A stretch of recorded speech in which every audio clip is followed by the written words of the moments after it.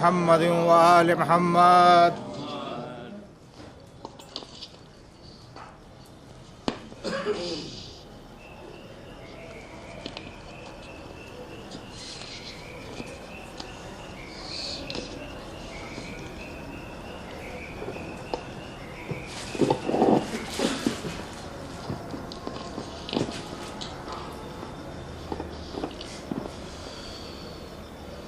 فاتح.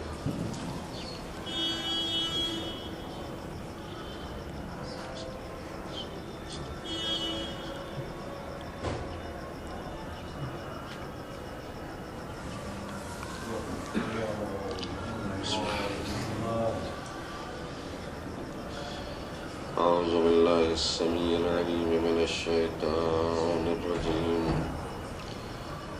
بسم الله الرحمن الرحيم.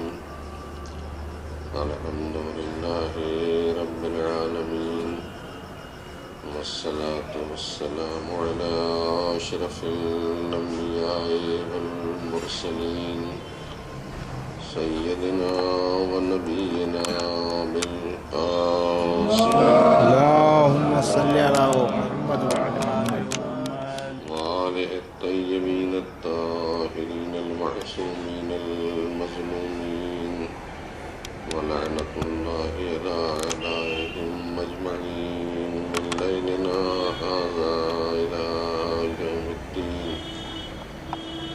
أما بعد، فقد قال الله تبارك وتعالى وهو أصدق القائلين. بسم الله الرحمن الرحيم.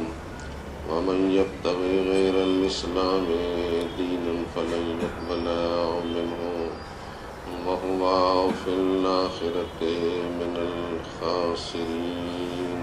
صلوات بروح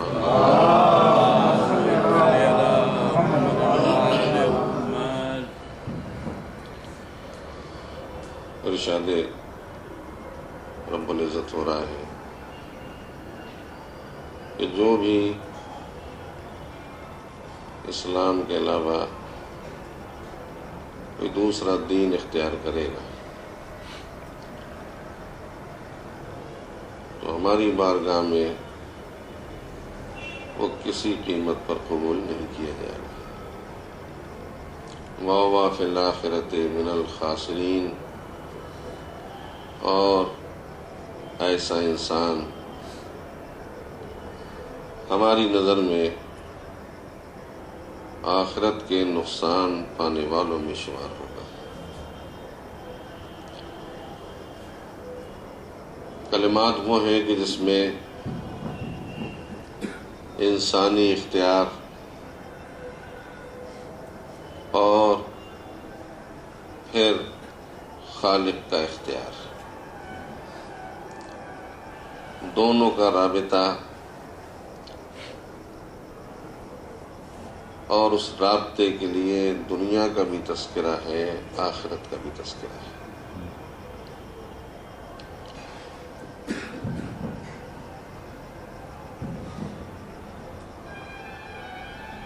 ضرورت اور وقت کے تقاضے کی بنیاد پر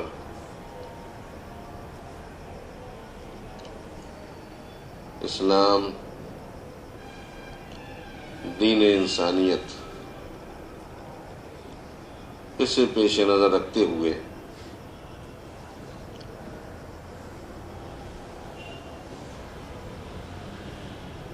آج اس خمسہ مجالس کی ابتدا کرتے ہوئے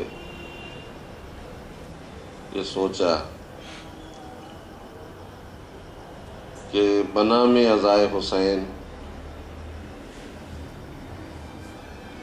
بنام عزاداری، آج پھر ہمیں اور آپ کو یہ موقع نصیب ہوا یہ تھوڑی گفتگو اس موضوع پر بھی. اسلام کی حقیقت، انسانی زندگی کی حقیقت، انسانی زندگی کی ضرورت، اور پھر اس کے بعد اس ضرورت کا انسانی زندگی سے رابطہ، اور اگر کچھ اور درمیان میں باتیں آ گئیں اور ضروری چیزیں تو انشاءاللہ گزارش کی جائیں گی،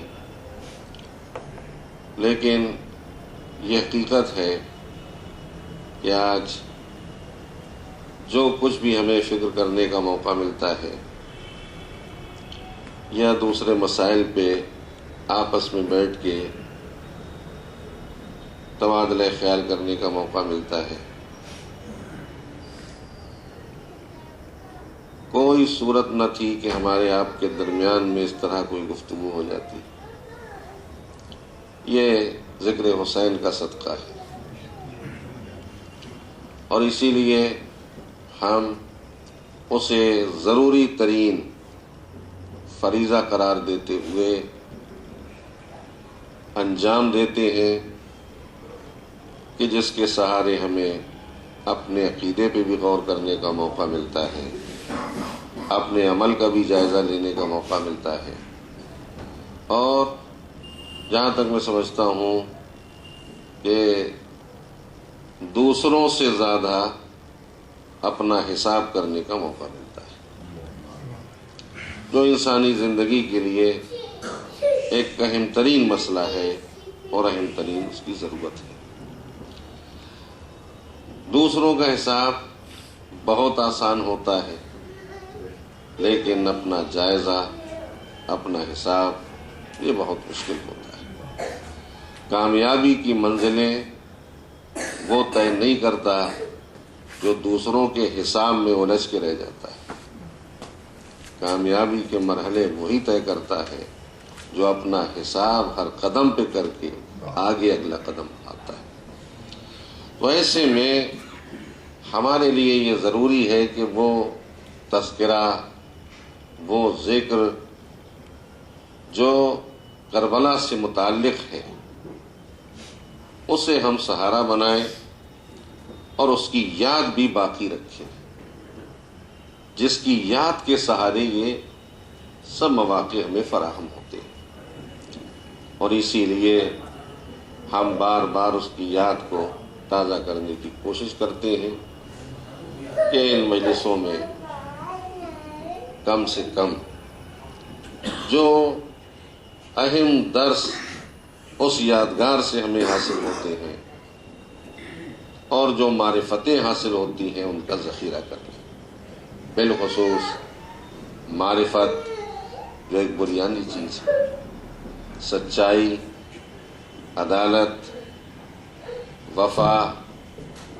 جوش، ہمت، ولولے، عقیدے اور عمل کا رابطہ، انسانی کردار کی جو عظمتیں ہیں اور اس کے صفات ہیں، ان سب کا ذخیرہ کر لیں تاکہ سال بھر کی زندگی میں وہ ذخیرہ کام آتا رہے۔ اس لیے ہم واقع کربلا کی یاد کو مناتے بھی ہیں اور اس کی اہمیت بھی دیتے ہیں کہ یہی وہ غم ہے، یہی وہ یاد ہے، یہی وہ تذکرہ ہے کہ جس نے اصل دین کو باقی رکھا ہے، یہی وہ تذکرہ ہے کہ جس نے حقیقت دین کو پہچنوایا ہے۔ میں آج کی گفتگو میں 2-3 باتیں گزارش کرنا چاہتا تھا کہ ان جملوں کے بعد پہلی منزل میں کیوں نہ ایسے تذکرے ہم ان مجلسوں میں کریں کہ جسے صرف زبان ہی سے ادا نہ کیا جائے، بلکہ انسان اور بالخصوص کلمہ پڑھنے والا مسلمان جن باتوں کو اپنی عملی زندگی میں ضروری سمجھتا ہے، جن باتوں کو صرف زبان سے نہیں بلکہ اپنے عمل سے بطور اقرار دوسروں کے سامنے پیش کرتا ہے، کتنی ہی ایسی باتیں ہوتی ہیں کہ جن کو انسان دل سے مانتا بھی ہے، ان پہ عمل بھی کرتا ہے۔ اب یہ الگ بات ہے کہ کبھی کبھی ایسا اتفاق یا اکثر ہو جائے ایسا کہ جن چیزوں کو مانتا بھی ہے، عمل سے اقرار بھی کرتا ہے، اگر ان کا اصول بنا کے پیش کیا جائے تو ماننے پہ اس کا دل راضی نہیں ہوتا۔ لیکن پھر بھی ثبوت کے لیے کیوں نہ ایسی منزلیں ہم دنیا کے سامنے پیش کریں کہ جن منزلوں کو عملی طور پہ ہر مسلمان کو بالخصوص انجام دینا پڑتا ہے۔ ہمیں جو بھی گفتگو کرنا تھی وہ انسانیت اور دین سے متعلق ہے۔ تو اس موضوع پہ گفتگو کرنے کے لیے مجھے دو ایک باتیں ابتدائی مرحلے میں گزارش کرنا ہے۔ یہ تو سب جانتے ہیں اور ہر انسان محسوس کرتا ہے کہ انسان دنیا میں ایک اعلیٰ ترین مخلوق کا نام ہے، کائنات کے ایک بڑے حصے کا نام ہے۔ انسان اشرف ہے، تمام موجودات سے، تمام مخلوق سے بہتر ہے اور اعلیٰ ہے۔ اس لیے نہیں کہ وہ خود اپنے کو بہتر اور اعلیٰ سمجھتا ہے، بلکہ بنانے والے نے اسے سب سے اچھا بنایا، بہتر بنایا، اعلیٰ بنایا، افضل بنایا، اور اس کے ساتھ ساتھ اسے اختیارات بھی اتنے دے دیے کہ جتنے اختیارات کسی اور مخلوق کو نہیں دیے گئے۔ انسان جس حقیقت کا نام ہے وہ صاحب اختیار ہے، مجبور نہیں ہے۔ یہ ضروری گفتگو ہے کہ انسان کتنا مجبور ہے اور کتنا صاحب اختیار ہے، لیکن یہ وقت آنے پہ اس کا تذکرہ ہوگا۔ آج وہ صاحب اختیار مخلوق جسے اللہ نے تمام مخلوقات سے الگ اور ممتاز بنایا،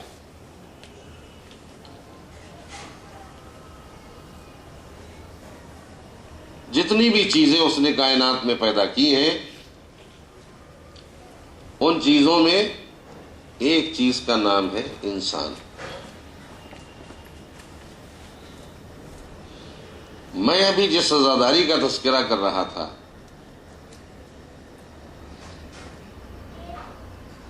ربط کے لیے ایک جملہ ملاحظہ فرما لیں کہ وہ تذکرہ اور وہ غم ہے جس کا اقرار کائنات نے زیادہ کیا، انسان نے کم کیا۔ اور اصل موضوع میں نے اسی لیے منتخب کیا ہے کہ کائنات کا ذرہ ذرہ صاحبان عظمت کی عظمتوں کا اقرار کرتا رہا، لیکن انسان ان صاحبان عظمت کی عظمتوں سے انکار کرتا رہا۔ اگلی بات، جس چیز نے انسان کو تمام چیزوں سے الگ کیا ہے اور بلند کیا ہے، اس چیز کا نام ہے عقل۔ یہی تو بنیاد ہے، یہی تو ایک ایسی حقیقت ہے کہ جس نے تمام چیزوں سے، تمام مخلوقات سے جو کائنات میں پائی جاتی ہیں، ان سے انسان کو الگ کر دیا، اونچا کر دیا، بلند کر دیا۔ کیا ہے ہمارے پاس؟ ہم صاحب عقل ہیں، عقل کے مالک ہیں، عقل کی دولت ہمارے پاس ہے، صحیح ہے۔ دوسری چیزوں کو اللہ نے جس چیز سے محروم رکھا، توجہ کریں گے فقرے پہ، پوری کائنات کو انسان کے علاوہ جس دولت سے اللہ نے محروم رکھا، اس کا نام ہے عقل۔ اور جو دولت صرف مخصوص کر دی انسان کے لیے اس کا نام ہے عقل. تو انسان کے لیے مخصوص رہی یہ دولت اور پوری کائنات انسان کے علاوہ محروم عقل رکھی گئی. مگر یہ عجب حقیقت ہے، جنہیں محروم عقل رکھا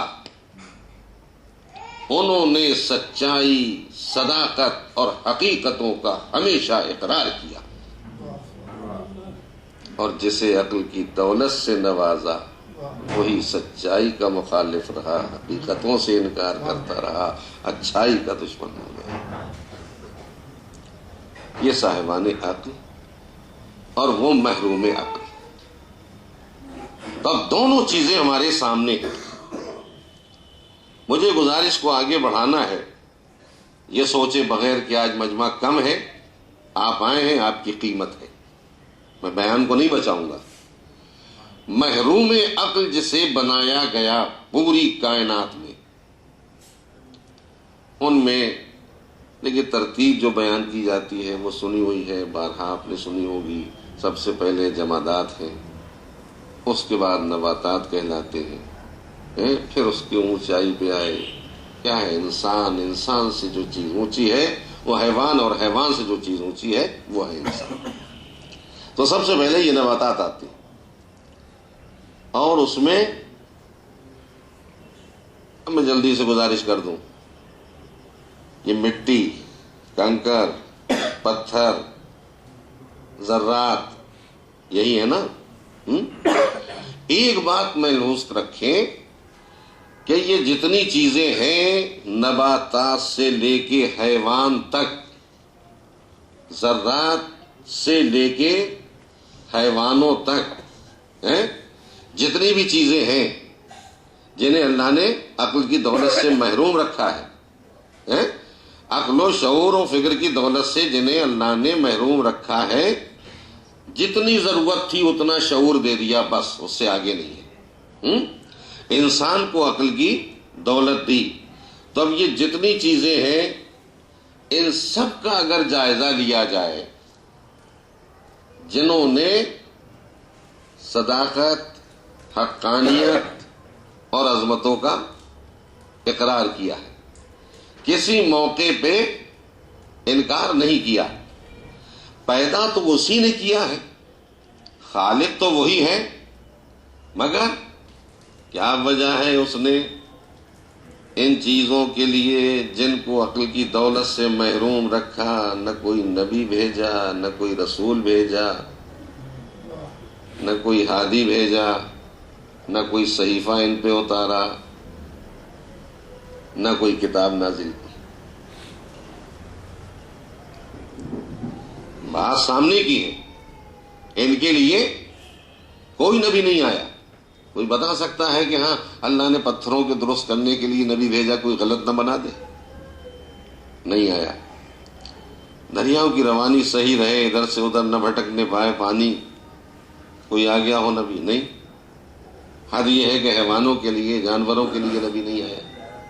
تو اب اتنا مسئلہ تو طے ہو گیا کہ نبی، رسول، ہادی، صحیفے، کتابیں اگر بھیجی ہیں اللہ نے تو عقل والوں کے لیے بھیجی ہیں، بے عقلوں کے لیے نہیں. یہ چیزیں آئی ہیں عقل والوں کے لیے، اور جب عقل والوں کے لیے اللہ نے یہ چیزیں بھیجی، ہدایت کا انتظام عقل والوں کے لیے، کتابیں، صحیفے عقل والوں کے لیے، نبی اور رسول عقل والوں کے لیے، تو جن کے لیے اتنا مستحکم اور مضبوط انتظام کیا گیا وہی باغی نکل گیا. سرکشی اسی میں پائی گئی. اب سنیے کہ جن کو عقل کی دولت سے محروم رکھا، میں ایک ہی قسم سنا پاؤں گا، اس سے زیادہ نہیں، کہ اگر صرف آپ پتھروں کا جائزہ لے لیجئے، بے جان پتھر،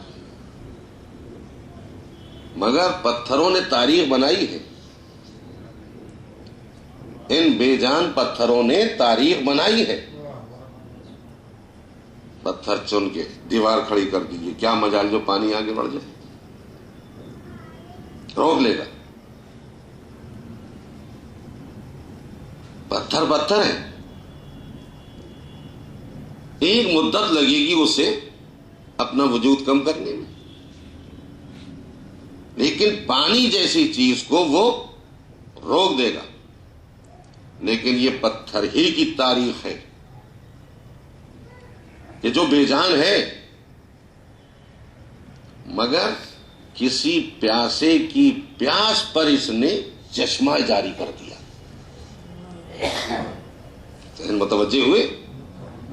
کسی پیاسے کی پیاس پر اس نے چشمہ جاری کر دیا، اور ایسا چشمہ جو آج تک جاری ہے آب زمزم کے نام پہ۔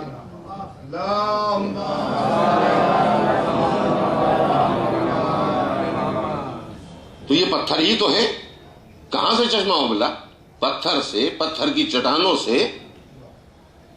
تو ایک تاریخ تو یہی طے ہو گئی کہ دنیا میں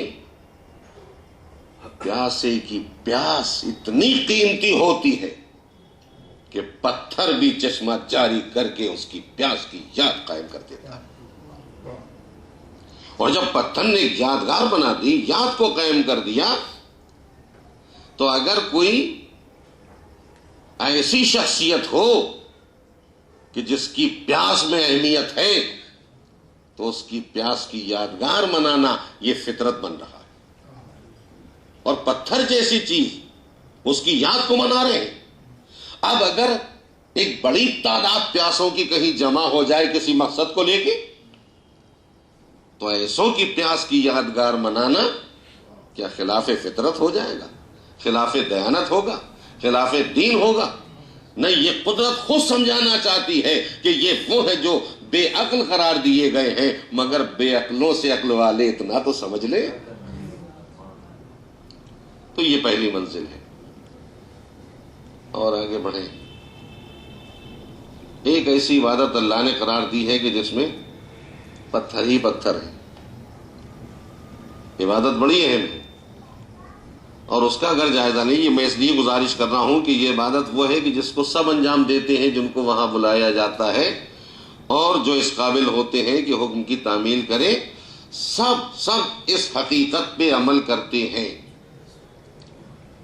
تو اپنے ہی عمل سے حقیقتوں کو آسانی سے سمجھا جا سکتا ہے۔ ایک پتھر ایسا ہے کہ پوری دنیا میں مشہور ہے، اور سب یقین کرتے ہیں کہ اس کے اندر اگر توڑ کے بھی دیکھا جائے تو پتھر ہی نکلے گا۔ جو گواہیاں اس کے اندر محفوظ ہیں ان کو تو معصوم نگاہیں دیکھ سکتی ہیں، غیر معصوم نگاہیں اسے نہیں محسوس کر سکتی۔ کیا عظمتیں ان کے اندر چھپی ہیں وہ بنانے والا جانتا ہے، مگر یہ وہاں سے آ گیا، اور ایک تاریخ اس پتھر نے بھی بنائی۔ نصب کر دیا گیا اس گھر میں جو گھر جناب ابراہیم و اسماعیل نے بنایا خانہ کعبہ کے نام پہ، اس گھر میں پتھر نصب ہو گیا۔ پوری ملت اسلام، کتنا بڑا مجمع، ہزاروں سال سے جا رہا ہے۔ ملے کوئی صاحب ایسے کہ سب کرائے مگر پتھر کو ہم نے دیکھا بھی نہیں۔ پتھر تھا، اس سے کیا مطلب؟ نہیں، طواف بھی شروع ہوگا تو اسی پتھر سے، اسی کی لائن سے۔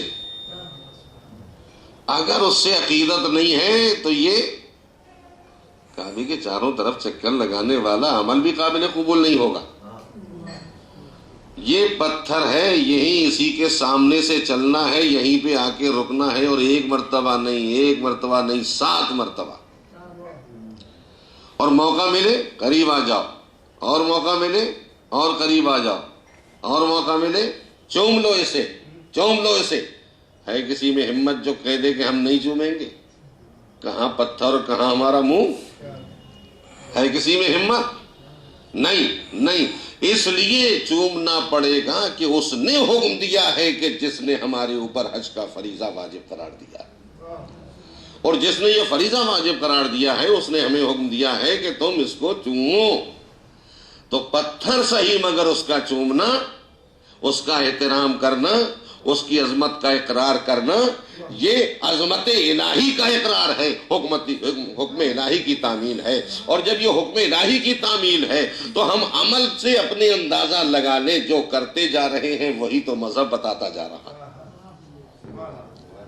تو مذہب کی حقیقتیں اگر پہچاننا ہے تو یہ بہت آسان ہے کہ ان پتھروں سے ہم پہچان لیں۔ اچھا، ایک پتھر اور ہے، جلدی سے اس کی تاریخ میں سناؤں گا۔ اس کی تاریخ یہیں تک، اس کا نام ہے حجر اسود۔ اس لیے کہ جو گئے ہیں وہ تو جانتے ہیں، جنہیں ابھی موقع نہیں ملا ہے، بہرحال انہوں نے تصویر تو دیکھی ہے کہ بہت اونچی عمارت ہے، اور ایسی ہی اونچی عمارت ہے کہ جس کے بنانے کے لیے یہ تو ممکن ہی نہیں تھا کہ ایک انسان زمین پہ کھڑے ہو کے اتنی اونچی دیواریں اٹھا لے۔ یا تاریخ نے یہ بھی نہیں لکھا کہ خلیل خدا کا قد اتنا اونچا تھا کہ جتنی اونچی یہ عمارت ہے۔ تھا کیا معاملہ؟ صرف اتنا تھا کہ جب باپ بیٹے بڑی محنت و مشقت سے اس گھر کی دیواروں کو اٹھا رہے تھے، تب جب ہاتھ بلند ہوئے کہ بس اب پتھر اوپر نہیں لگایا جا سکتا، یا تو دیواریں یہیں پہ روک دیں، یا تو دیواریں یہیں پہ روک دیں جہاں تک ہاتھ پہنچ رہا ہے، نہیں تو اب آج کل کا دور تو تھا نہیں کہ اونچا ہونے کے لیے سیڑھیاں بھی یا دوسرے اسباب ہوتے ہیں، دوسرے آلات ہوتے ہیں، ان کا سہارا لیا جاتا ہے۔ وہاں تو پتھر ہی پتھر، چاروں طرف پہاڑیاں ہی پہاڑیاں، اور وہ بھی سوکھی پہاڑیاں۔ بیٹا پتھر اٹھا کے لاتا جا رہا ہے اور باپ چنتا جا رہا ہے، بس یہی تو ہے تاریخ۔ رک گئے، اب جب اوپر بڑھنے کی گنجائش نہیں رہی تو کہا بیٹا یہ پتھر تو اٹھاؤ۔ بیٹے نے ایک پتھر آگے بڑھا دیا، کہ یہ کاہے کے لیے؟ کہ اس پہ کھڑے ہو کے دیوار کو اور اونچا کریں گے۔ محسوس کر رہے ہیں؟ خلیل خدا اس پتھر پہ کھڑے ہو گئے، اب اسماعیل نیچے سے پتھر دیتے جا رہے ہیں، دیوار اور اونچی ہو گئی۔ ارے پتھر کوئی پہاڑی تو تھی نہیں، پوری چٹان تو تھی نہیں، ایک پتھر ہے، اور آج اسے شیشے میں بند کر دیا گیا۔ بھائی اتنا ہی بڑا ہے پتھر۔ خلیل خدا کے قدم اس پتھر پہ آئے، خلیل نے ہاتھ بڑھایا، دیوار وہاں تک پہنچ گئی۔ اب کیا کرے؟ اب کیا کرے؟ یہ ہے تاریخ جسے ہر مسلمان مانتا ہے اور تسلیم کرتا ہے کہ جب اس بلندی پہ ہاتھ پہنچ گئے، اس سے اوپر دیوار اٹھانا ممکن نہ تھا، تو پتھر نے اپنے کو بلند کیا۔ جیسے جیسے ضرورت بڑھتی گئی ویسے ویسے پتھر اونچا ہوتا گیا۔ اب جو پتھر اونچا ہوتا گیا تو حوصلہ اور بڑھا، ہمت اور بڑھی، اسماعیل بھی تیزی کے ساتھ پتھر لانے لگے، یہ اور تیزی کے ساتھ دیوار پہ پتھر لگانے لگے، اور اونچے ہوئے اور اونچے ہوئے۔ اتنی اونچی عمارت، ورنہ کوئی تاریخ ثابت کر دے یہ کون سا ذریعہ استعمال کیا گیا تھا؟ اونچی عمارت ہو گئی اس پتھر کے سہارے۔ تو اب اتنا تو طے ہے کہ کار خیر کے لیے نبی اگر پتھر پہ بھی قدم رکھ دے تو پتھر ایسا سہارا بن جاتا ہے کہ جہاں تک بلندی چاہیے وہاں تک پہنچا دیا کرتا ہے۔ اور جب ایسا سہارا بن گیا وہ پتھر، نبی کے قدموں کو اس پتھر نے اپنے سینے پہ جگہ دے دی، اور جب نبی کے قدموں کو اس پتھر نے اپنے سینے پہ جگہ دے دی تو پوری ملت اس بات کا اقرار کرتی ہوئی آگے بڑھی کہ یہ محترم ہے، قابل احترام ہے، چومنے کے قابل ہے، آنکھوں سے لگانے کے قابل ہے۔ شیشے میں بند کر دیا گیا، بے احترامی نہ ہونے پائے۔ تو اب اتنا تو دنیا سوچے کہ جو پتھر نبی کو بلند کر دے۔ مجھے ایک جملہ کہنا پڑے گا، ابراہیم اونچے ہوئے، بہت اونچے ہوئے، پتھروں کے سہارے اونچے ہوئے، اور اس پتھر کے سہارے اونچے ہوئے، بلند ہو گئے، بلند ہو گئے. اب پوری کعبے کی تاریخ اس دور سے لے کے آج تک کی پڑھ کے دیکھیے، ہم نے اس سرزمین پہ دو ہی انسانوں کو بلندی پہ دیکھا، دو ہی انسانوں کو بلندی پہ دیکھا. ایک کا نام ابراہیم، ایک کا نام علی. ظاہر پہنچ گئے نا. ہم نے دو ہی انسانوں کو بلندی پہ دیکھا، اونچائی پہ دیکھا، بہت اونچائی پہ. ایک اللہ کے خلیل کو، ایک علی کو. ایک پتھر لگا رہا تھا، ایک پتھر توڑ رہا تھا. توجہ کر رہے ہیں؟ وہ بھی تو پتھر تھے. ایک پتھر لگا رہا تھا، ایک پتھر توڑ رہا تھا، لیکن بلندی دونوں کو حاصل تھی. اور جب دونوں کو بلندی حاصل تھی تو اب مجھے کہنے کا حق ہے، ابراہیم بلند ہوئے پتھر کے سہارے،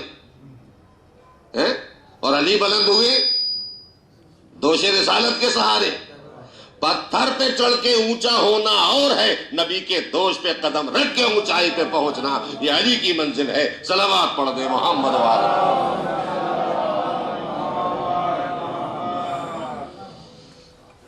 تو پتھر بہرحال پتھر ہے. اب اس کا نام کیا ہو گیا؟ مقام ابراہیم.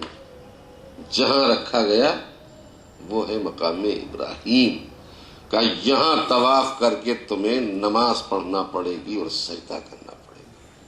محترم ہو گئی وہ جگہ جہاں پہ وہ پتھر آ گیا. تو یہ بے جان چیز، بے عقل چیز، مگر کیسا محترم. اور رہا اس بات کا سوال، میں نئے ذہنوں کے لیے 2 منٹ سے زیادہ نہیں لوں گا، کہ اس پتھر نے گواہیاں بھی دی ہیں. اگر رسالت کی گواہی کی بات آئی تو چھوٹی چھوٹی کنکریاں تھیں جو ہاتھوں پہ نبی کی آئیں تو کلمہ پڑھ کے رسالت کی گواہی دے رہی تھی. تو یہ پتھر ہے جو عظمت منصب کر رہا ہے، عظمت رسالت. اور ایک وقت آیا بڑے کر و فر کے مالک، حاکم کا بیٹا اور خود بھی حاکم وقت بنا، آ گیا تھا اپنی پوری شان و شوکت کے ساتھ، ارکان دولت کے ساتھ، سپہ سالاروں کے ساتھ، اور حرم کی زمین پہ آ کے بیٹھ گیا. کیوں بیٹھا؟ اس لیے کہ مجمع اتنا زیادہ تھا کہ اس نے چاہا کہ خانہ کعبہ کا طواف کرے، لیکن آگے بڑھنے کی گنجائش نہ تھی مجمع کی کثرت اور بھیڑ کی وجہ سے. یہ صاحب تخت و تاج تھے، اور جب دیکھا کہ مجھے آگے بڑھنے کا موقع نہیں مل رہا ہے، تھک ہار کے ایک طرف کرسی پہ بیٹھ گئے. اور یہ کرسیوں کا رواج آج بھی ہے خانہ کعبہ کے چاروں طرف، کہ جو وہ بڑے بڑے سردار اور شیوخ ہوتے ہیں، وہ جو اپنی ملکیت سمجھتے ہیں خانہ کعبہ کو اور حرم کی زمین کو، وہ اونچی اونچی کرسیوں پہ آ کے جلوہ فگن ہو جاتے ہیں. تخت نہیں تو یہی صحیح تسکین کے لیے بیٹھے ہیں. آگے بیٹھ گیا، دیکھ گیا ارکان دولت جو تھے وہ چاروں طرف بیٹھ گئے. مجمع آ رہا ہے، طواف کر رہا ہے، بھیڑ بڑھتی جا رہی. حاکم کا نام ہے ہشام ابن عبد الملک، ایسے تنتنے کا مالک. اور جب دیکھا کہ مجمع نے مجھے آگے بڑھنے کا موقع نہیں دیا، طواف کرنے سے محروم رہ گیا، دیکھتا رہا کہ ایک مرتبہ سب کی نگاہیں اٹھ گئی ایک جوان کی طرف. ایک جوان تیزی کے ساتھ چلا، رخ ہے اس کا حجر اسود کی طرف، حجر اسود کی طرف رخ ہے. نہ ادھر دیکھا نہ ادھر دیکھا، رو بوتا بے امامت جلال عصمت.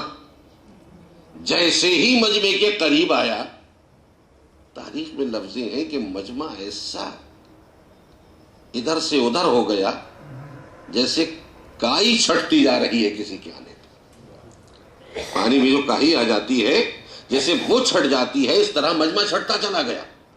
اور جب مجمع چھٹ گیا تو امام پہنچے حجر اسود تک، پہلے بوسہ دیا اور اس کے بعد طواف شروع کیا. سب کی نگاہیں مرکوز ہو گئیں اس جوان پہ جس کے لیے مجمع نے جگہ دے دی، میں نہیں کہہ سکتا کہ روبوت جلالے امامت کو دیکھ کے مجمع جگہ دے رہا تھا یا زمین حرم وارث کعبہ کو پہچنوا رہی تھی، لیکن زمین حرم نے مجمع کو ہٹا کے راستہ دیا، امام بڑھتے چلے گئے اور جانے کے بعد بوسہ دیا، اور یہی وہ پتھر تھا کہ جس نے چوتھے امام کی امامت کی گواہی دی تھی۔ وہ مسئلہ الگ رہا، ایک بحث ہے پوری، لیکن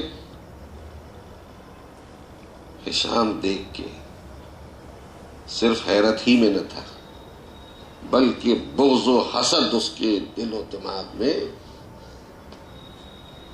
انتہا کو پہنچ گیا کہ میری توہین ہو گئی، اور یہ کیسا جوان ہے کہ جس کے لیے پورے مجمع نے جگہ دے دی اور حجر اسود کو جا کے بوسہ بھی دیا اور طواف بھی کر رہا ہے۔ اتنے میں ایک آواز آئی، ہشام یہ ہے کون؟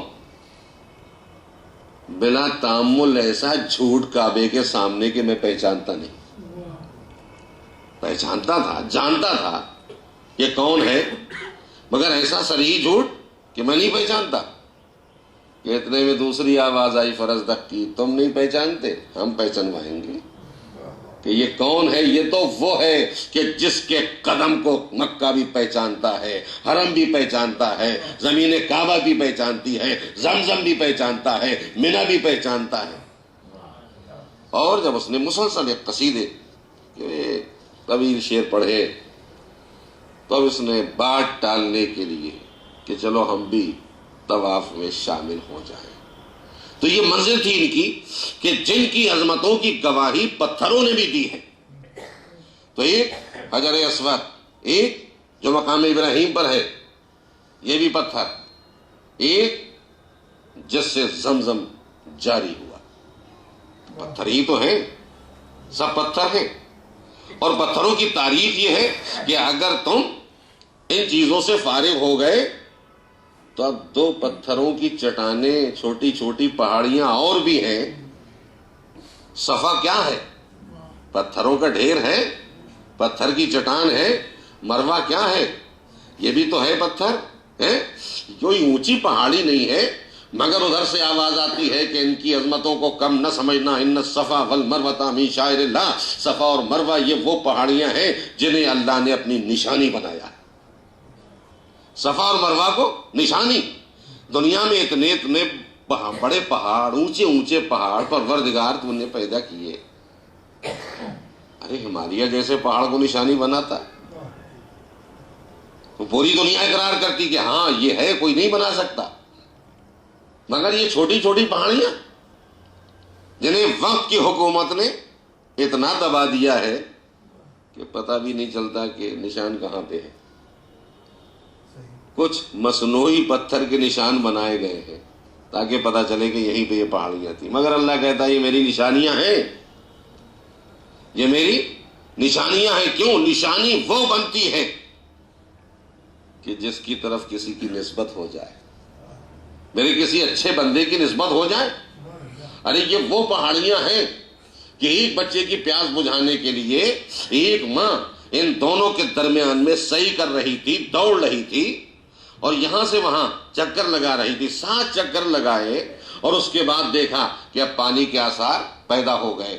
تو اتنا تو پتا چلا کہ یہ پیاس کی قیمت ہے، یہ نبی کی زندگی کی قیمت ہے کہ جو ایک زندگی بچانے کے لیے دوڑ جائے اس کا عمل قیامت تک کے لیے یادگار دین و مذہب بن جائے۔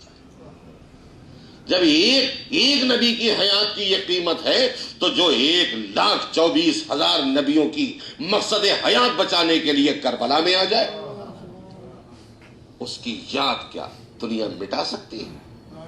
نہیں، وہ فطری یاد ہے، قیامت تک اسے باقی رہنا ہے اور قیامت کی سرحدوں سے آگے بڑھنا ہے۔ جب تو یہ وہ منزل ہے کہ جہاں پتھر بھی گواہی دے رہے ہیں، بے جان، بے عقل، اور جب ان بے عقلوں نے ایسی گواہیاں دیں تب ایک بات ضرور ناانصافی ہوگی اگر یہ نہ کہا جائے پتھر پتھر ہے، پتھر پتھر ہے، کیوں پروردگار ان کو عظمتیں تو نے دے دی؟ کا اس لیے کہ یہ مجھ تک پہنچانے کا ذریعہ ہے.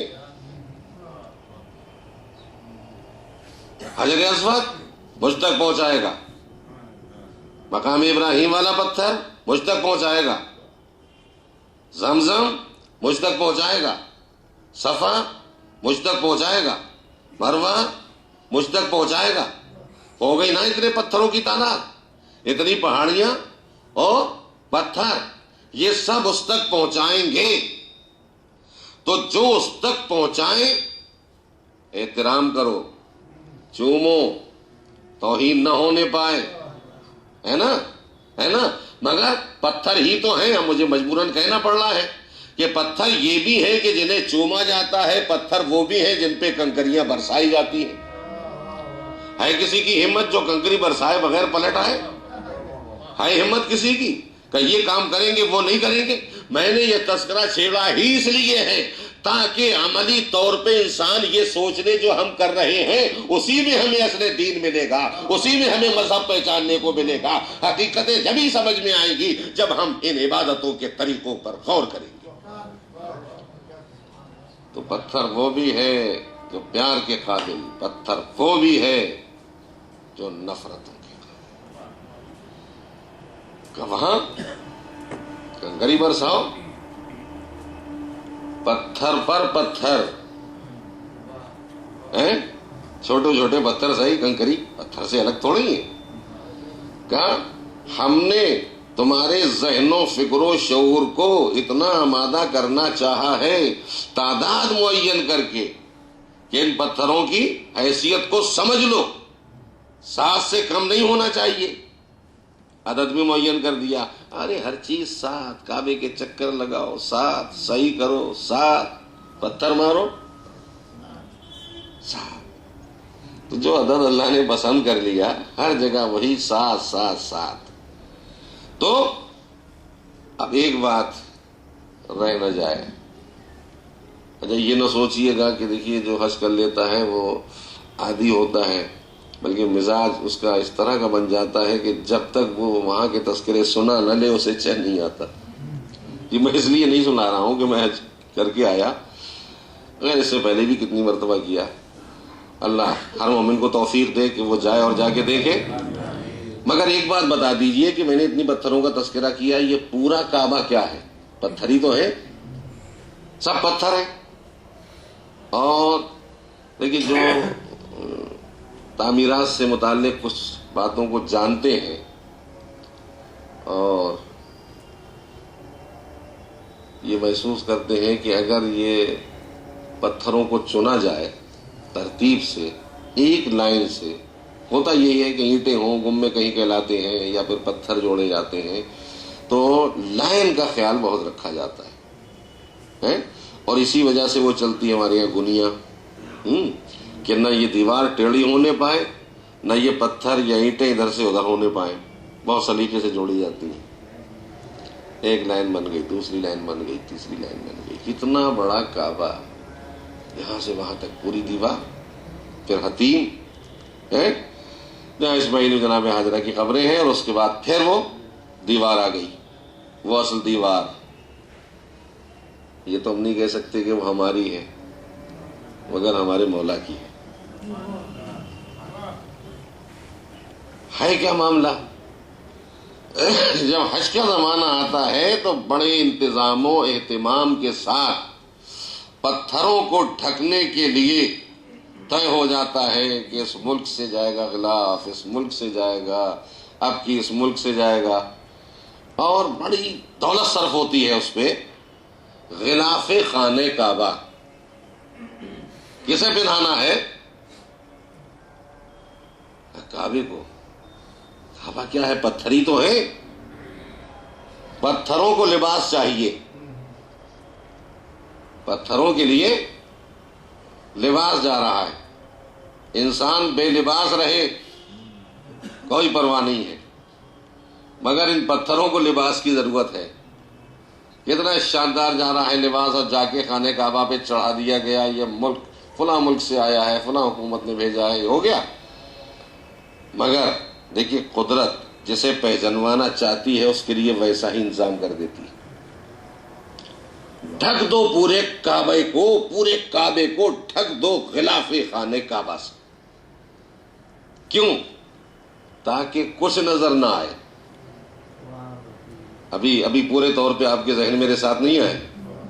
تاکہ کچھ نظر نہ آئے. ارے ہم نے کہا ایک آدھ پتھر تو چھوڑ دو. کہا نہیں چھوڑیں گے. لیکن اب جو بے قرار دل لے کے مسلمان طواف کے لیے پہنچا، مجمع بڑھا، ہاتھ بڑھے، نتیجہ یہ ہوا کہ اب ادھر نوچ لیں ادھر سے کھسوڑ لیں، ہو رہا ہے. اور اسی نوچ کھسوڑ کے خطرے کے پیش نظر حکومت وقت نے طے کر لیا کہ اب 6 تاریخ سے اٹھا دو پردہ.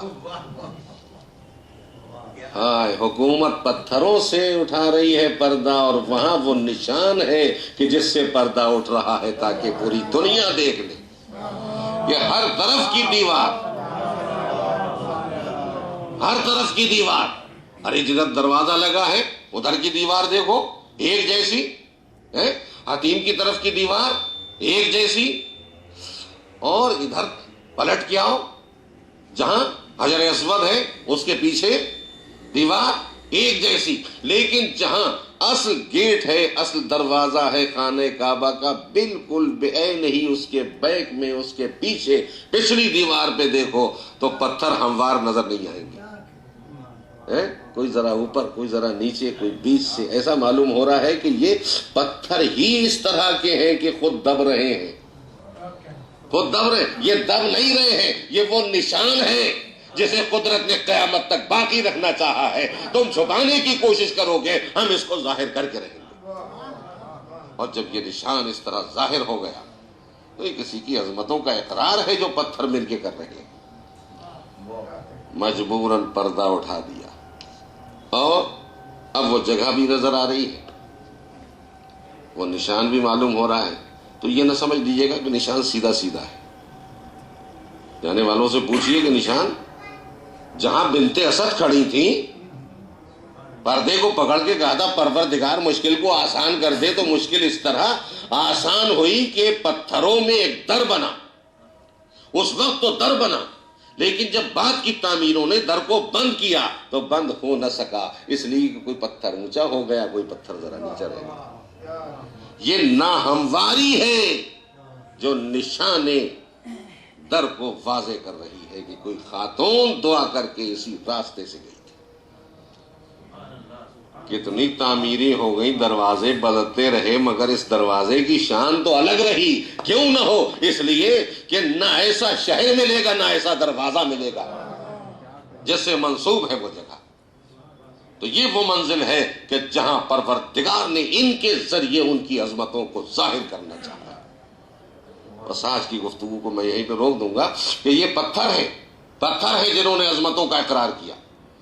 پوری کائنات اور کائنات کے پتھر غم حسین سے ایسے متاثر ہوئے کہ کوئی ثابت نہیں کر سکتا. ان نباتات کا علم رکھنے والے، جمادات کا علم رکھنے والے یہ ثابت نہیں کر سکتے کہ اقرار کرنے والے نے، کسی بے جان چیز نے اس طرح سے عظمتوں کا انکار کر دیا. تو یہ جماعت ہے، بے عقل، بے شعور، انسان اس عظیم واقعے کے بعد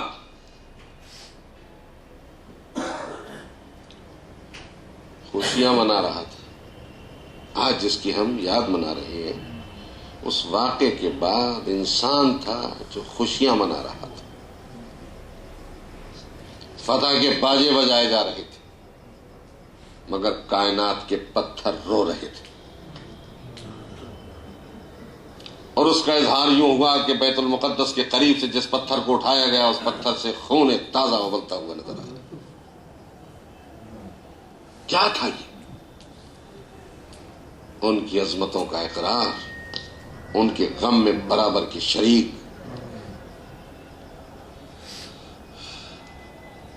پوری کائنات متاثر ہو گئی۔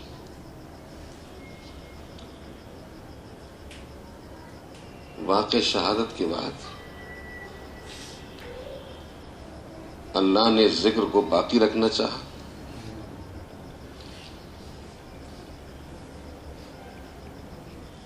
شہیدوں کا پیغام لے کے پیاسے آگے بڑھ گئے۔ شہید ہونے والے شہید ہو گئے، 72 پیاسوں کے گلے کٹ گئے کربلا میں، مگر جو بچ گئے جنہیں پیغام حق لے کے آگے بڑھنا تھا،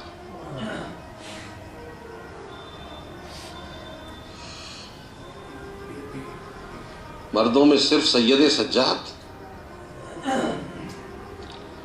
اور ادھر پورے قافلے کی قیادت زینب سنبھالے ہوئے۔ کتنی بڑی ذمہ داری ہے اس دوست پہ۔ علی کی بڑی بیٹی حسین اور عباس کی بہن ایسے ذمہ داری لے کے جا رہی ہے کہ جیسے حسین ذمہ داری لے کے جا رہے ہیں۔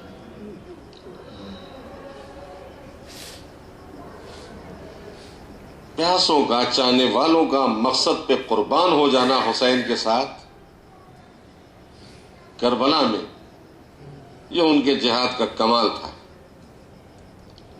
لیکن ان کی شہادت کے بعد سرورینہ بیویوں کا شہیدوں کے سروں کے ساتھ جانا بہت مشکل تھا۔ اس مرحلے کو ان بیویوں نے کیسے طے کر لیا کہ عصر عاشور زمین لرز رہی، آواز آ رہی ہے لا قتل الحسین بے کربلا، پھر آواز آئی جلا دو خیمے، اور جل گئے۔ جلے خیموں سے، جلتے خیموں سے اپنے کو بچانا اپنی اہم ذمہ داری سمجھا گیا، مگر مقصد کو پہچنوانے کے لیے شہزادی زینب آگے بڑھ گئی۔ میرے بھیا کی نشانی سجاد، تم امام وقت ہو، جو تم کہو گے وہی ہوگا، تمہاری کیا رائے ہے؟ کیسی بے کسی سے کہا کہ پھوپھی اماں آپ کا بھتیجا اتنا بے کس ہے، اتنا مظلوم ہے کہ خود باہر نہیں نکل سکتا، پھوپھی خود بھی نکلی ہے اور مجھے بھی نکالی ہے۔ دیکھیں، پڑھ لینا مقتل کی روایت کا بہت آسان ہے، مگر یہ تصور کرنا کہ زینب بیمار بھتیجے کو جلتے خیمے سے نکال رہی ہے، کہ جس کے دل پہ اتنی شہادتوں کے داغ ہیں، جس نے اکبر کا لاشا دیکھا ہے، جس نے اون و محمد کی میتیں دیکھی ہیں، جس نے اصغر کا ننھا گلا چھدا ہوا دیکھا ہے، ارے دل میں اس کی طاقت کہاں ہے، کہاں گنجائش ہے برداشت کرنے کی؟ ہائے، مگر ایسے میں میری شہزادی زینب آواز دیتی ہے، میرے لال گھبرانا نہیں، زینب تجھے جلتے خیمے سے باہر نکالے گی، اور نکال لیا، لے کے چلی ہے جلتے خیمے سے بیمار بھتیجے کو۔ وقت آواز دے رہا تھا حسین، تم نے صبح عاشور سے عصر عاشور تک لاشوں پہ لاشیں اٹھائے ہیں، تمہاری بہن زینب اب رات کا سناٹا قریب آ رہا ہے، لاشیں نہ اٹھا سکی، لیکن سجاد جو بیمار ہے اسے جلتے خیمے سے باہر نکال نہیں ہے، اور سجاد کو جب باہر نکالا تو مجھے مقتل میں یہ نہ مل سکا کہ دوسری بیویوں نے آ کے ساتھ دیا ہو۔ ارے کوئی اور نہیں آیا تھا تو ام کلثوم آ کے لپٹ جاتی، ارے بھتیجے کو میں باہر نکالوں گی، اور کوئی نہ آیا، سکینہ آ کے لپٹ جاتی ہے، میرے بھیا میں تجھے جلنے نہ دوں گی۔ مگر یہ بیویاں کہاں گئیں؟ کوئی بیوی نہ آئی جس نے زینب کی مدد کی ہو۔ ہاں، یقیناً جواب مقتل کی دوسری روایت دیتی ہے کہ یہ بیویاں کیسے آتی، اس لیے کہ بیویاں لوٹی جا رہی تھیں، سروں سے چادریں چھینی لی جا رہی تھی، بچوں کے تماچے لگائے جا رہے تھے۔ ارے سید سجاد کو اکیلی زینب جلتے خیمے سے باہر نکال رہی تھی۔ بیویاں سر برہنہ بے مقنع چادر، ادھر جلے ہوئے خیمے اور جلی قناتیں، جلتی زمین پہ سید سجاد۔ لیکن ہاں پھر بھی زینب نے اس فریضے کو انجام دے لیا۔ ایک وقت وہ آیا کہ جب سجاد کا چہرہ بدل گیا، بس وہ آخری منزل 2 لفظوں میں بیان رک رہا ہے کہ ایک مرتبہ فوجیں ادھر سے لے کے چلی ان قیدیوں کو اور بیویوں کو جہاں شہیدوں کے لاشیں جلتی زمین پہ پڑے تھے۔ عصر عاشور کے لاشوں کو دیکھ لیا، لیکن اس کے بعد جو انجام سامنے آیا، 11 محرم کو لٹا ہوا قافلہ چلا، ایک ایک بی بی کی نظر شہیدوں کے لاشوں پہ پڑی، لیکن سب سے زیادہ جس کا چہرہ متغیر ہوا وہ علی بن الحسین سید سجاد۔ سجاد کا چہرہ پھوپھی نے دیکھا، پھوپھی کا دل بھر آیا، مگر پھوپھی نے اپنا دل سنبھالا، چہرے سجاد کو دیکھ کے آواز دی، میرے لال سجاد، ارے تمہارے چہرے کا رنگ متغیر ہوتا چلا جا رہا ہے، اپنے دل کو سنبھالو یا اپنے کو ہلاک کر دو کہ میرے لال۔ کا پھوپھی اماں دیکھتی نہیں، ظالموں نے اپنے مردوں کو دفن کر دیا ہے، مگر میرے باپ کا لاشا کربلا کی جلتی زمین پر بے گور و کفن پڑا ہے، کوئی دفن کرنے والا نہیں۔ ارے جس کا جوان بیٹا زندہ ہو اور باپ کا لاشا مقتل میں پڑا رہے، وہ کیسے دل سنبھالے؟ کہ میرے لال ابھی تو کوفے کا مرحلہ باقی ہے، ابھی تو شام کا سفر باقی ہے۔